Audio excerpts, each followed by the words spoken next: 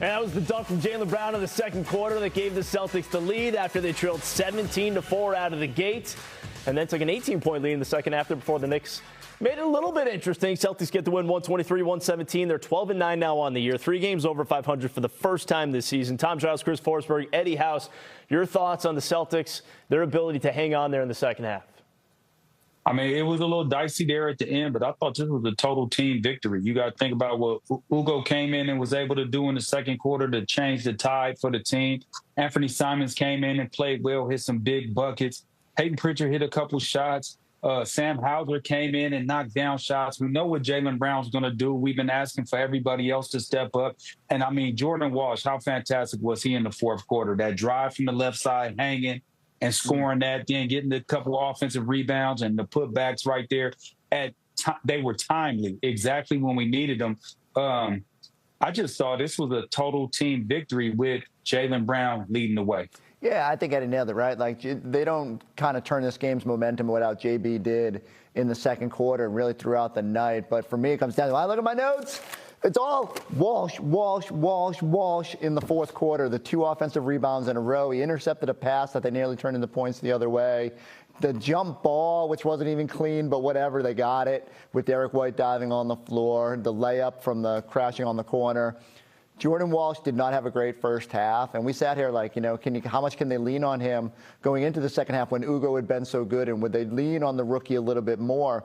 And Walsh, who has been so good since elevating to that starting role, really only like one bad night against Minnesota, dusted himself off and had a fantastic finish to this game. The biggest revelation to me about what the Celtics are doing is the way Jordan Walsh has become an impact player.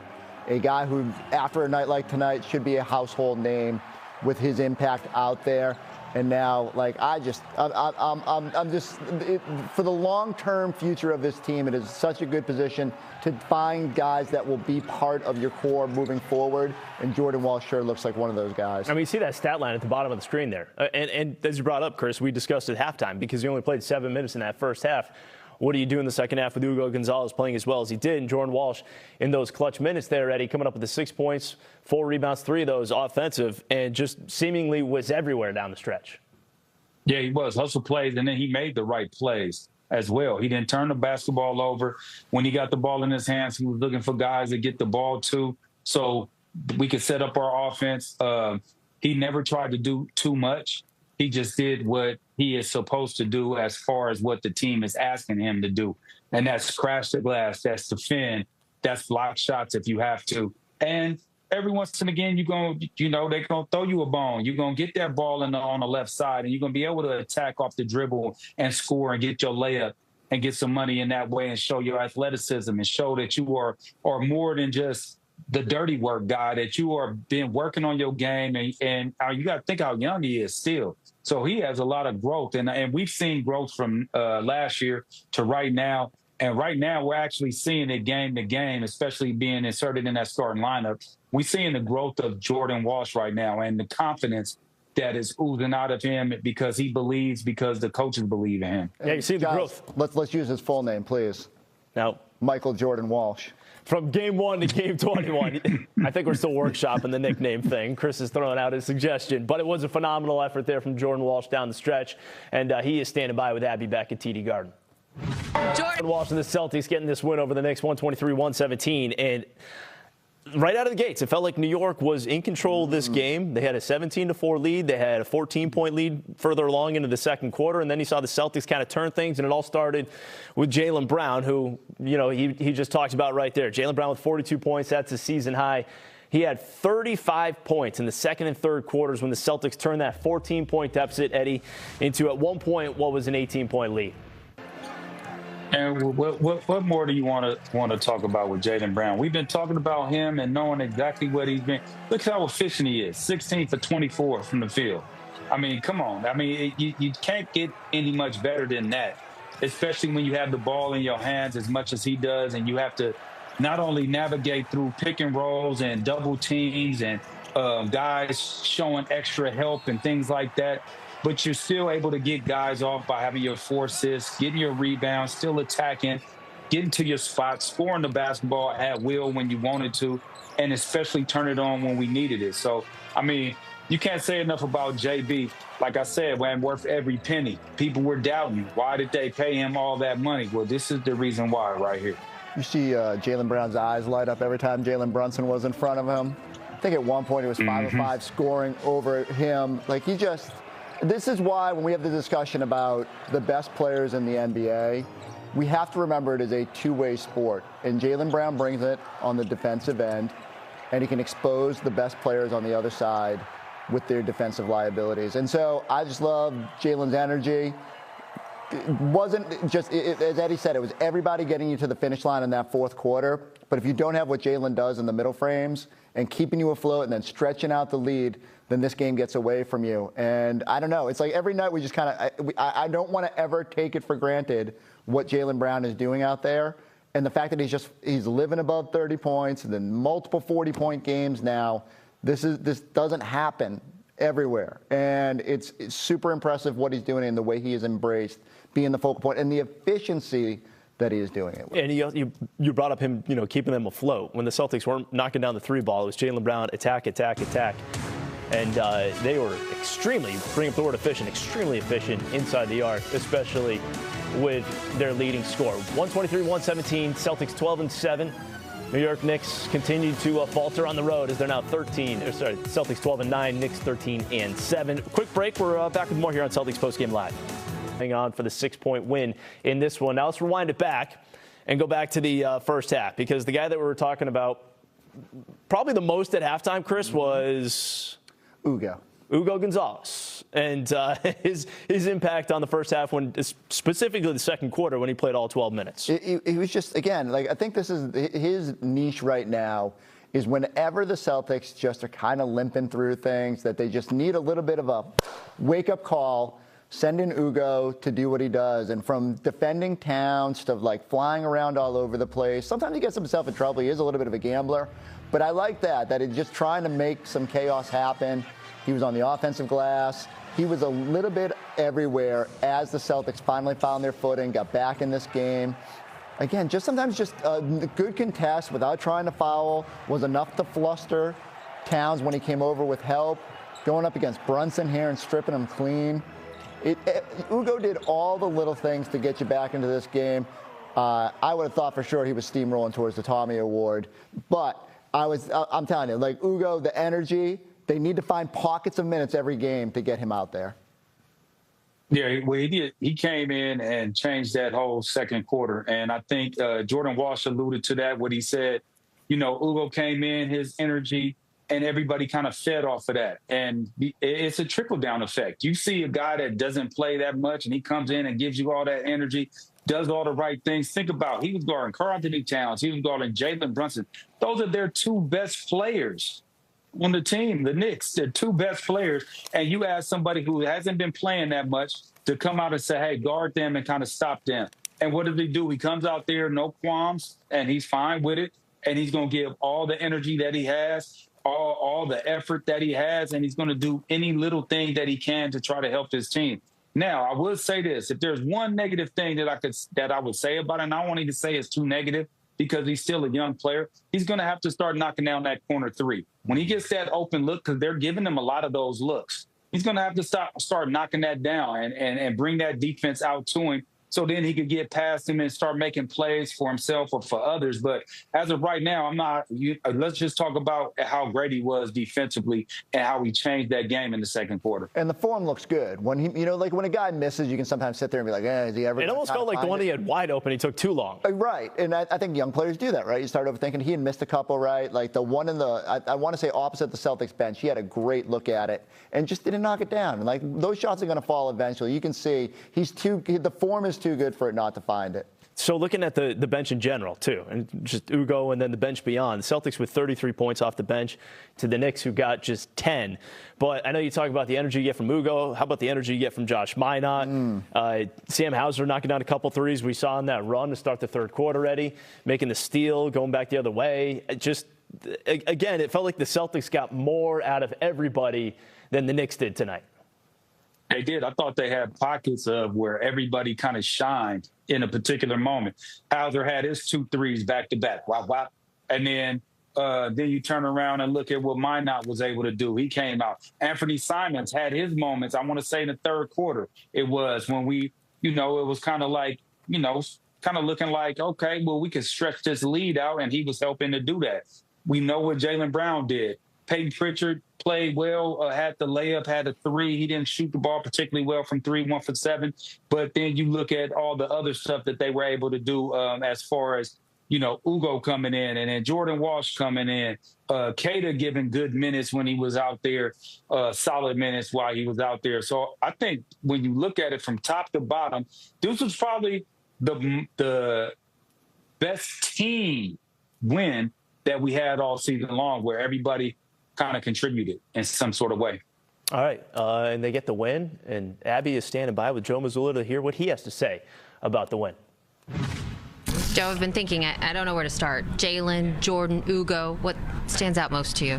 Yeah, I think just a competitive effort by everybody on the team, and I think we had the trust in each other. I thought, obviously, the Knicks got off to a great start. They're a great team and talented, and I thought the guys just did a great job staying poised, sticking to the game plan, sticking to the execution.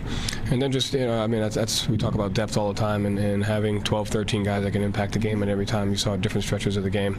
Obviously, Jaylen was good for the entire game, but then you saw Ugo, you saw Josh, you saw Jordan, you saw Sam finish the game defensively. And so just, the guys have to understand that everyone can impact the game and just continuing to build that togetherness. What advantages did you find going small? I thought our speed on the offensive end was great. I thought we had the ability to stay spaced defensively. We're able to stay pressure, still do a decent job of protecting the rim, and we had some great rebounding there down the stretch. This was a very different game from the one you played back in October. Where are you seeing the most growth? Yeah, listen, there's plenty of plays that we have to get better at. So at the end of the day, it's a good win. We got to stick to those 15, 20 possessions that we have to get better at. The growth is in the competitive character of the team and just an understanding of what wins every night and sticking to the discipline of that. So we made the choice to do it today. We got to do it, for tomorrow, the next day, and the next day, and just keep putting those days together. Feels bigger than one, Joe. Congrats. Yeah, thanks.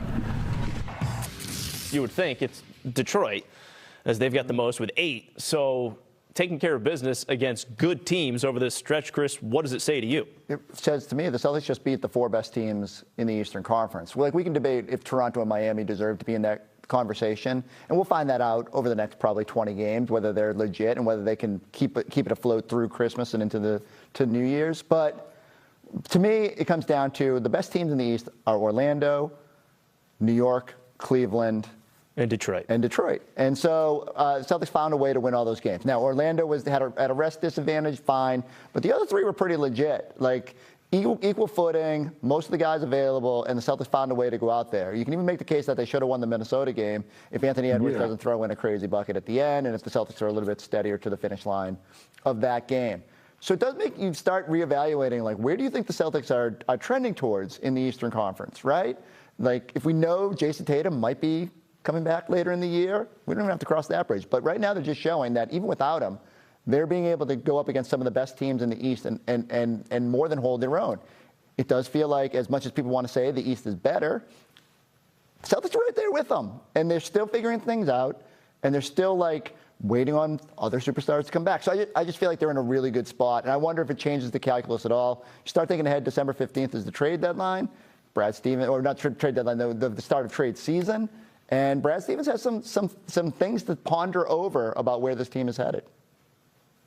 We could easily have won 5 straight games. We could be on a 5-game win streak. I'm with you, Forsberg. If it wasn't for the bank shot from Anthony Edwards and just a couple miscues down the stretch of that game, we could have easily be 5-0.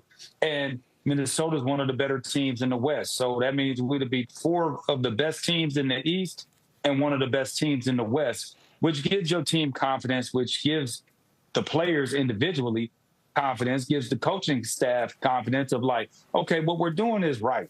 And we got to continue to build on this. And I think even with that loss, 4-1 in the last 5 games, you just want to continue to build and start to stack this up and become consistent with it.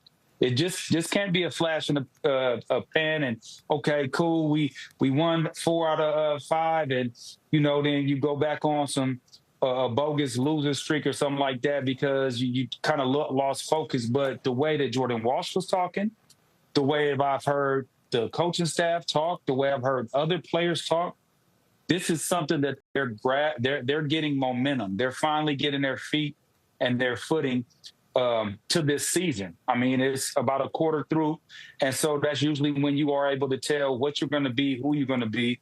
And I think they're starting to come into their own right now with that. Is there any coincidence that you get 22 points from Derek White tonight? And he is starting to become certainly a more prominent scorer for them. His game, you saw him make some of those big shots, big plays defensively at the end of the third quarter, knocks down a huge three in the fourth quarter. Eddie, what did you see from Derek White and how he looks out there from a comfort and a confidence standpoint?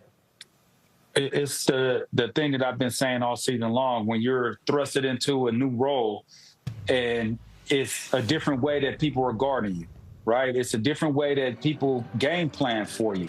Now you have to make that adjustment. And I think him and the coaching staff have done a fantastic job doing so. He understands where he's going to get his shots, how he's going to get his shots, as opposed to forcing shots because he doesn't really know yet, because our rotation wasn't set yet, or the starting lineup wasn't set yet, and you didn't know who you're going to be out there playing with. I think now he has a level of he's comfortable out there. And he understands exactly, like right there, he knows that shot's coming. He knows that they're going to double team him, and he's going to be the guy open. I think that's where everything is coming from now, and I think that's the confidence that he's building. And then, like I said, you just have to learn how to be in a new role, and he's learning that.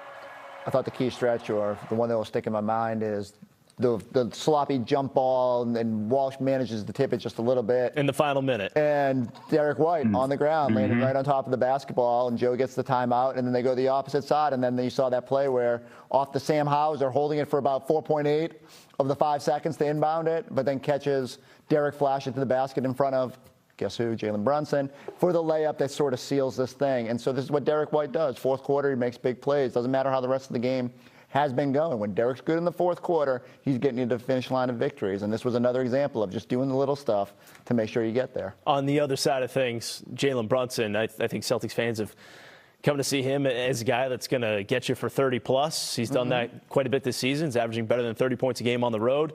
Just 6 of 21 in this game, Eddie, 1 of 8 from 3. He did have 15 points when all was said and done, but was there something specific they did to kind of disrupt Jalen Brunson, or is it just kind of one of those nights?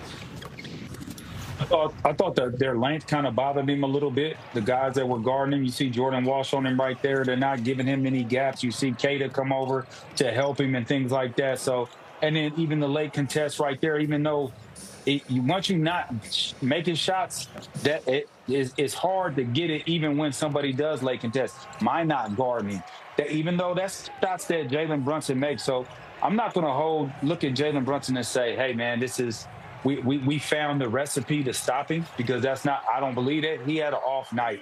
And, hey, thank you, because we needed it.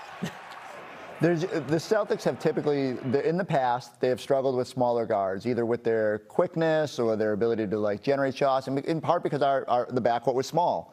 But now you have this array of bodies you can throw out there, from Minot and Walsh to Jalen to Eddie said, Hauser coming over with help. It feels like you're able to more easily fluster a smaller guard and make things difficult on him. Now Brunson's still gonna have nights where that ain't gonna matter, and he's gonna score points. But on a night like this, the 15 you gave up, you probably got 20 back on the other side. And so you just got to balance it out. And this is the one thing the Knicks are going to continually run into. And one of the reasons that I'm just not sold on this team in a playoff scenario. They've got talent and their wings are great. And when they're making threes, they're very difficult. And when Towns and Brunson are doing their thing. But teams are going to keep going at Brunson. And they've got to figure out how to hold up defensively, because in the playoffs, that matters. Okay. And they did get 35 points from Mikal Bridges. He had 8 threes.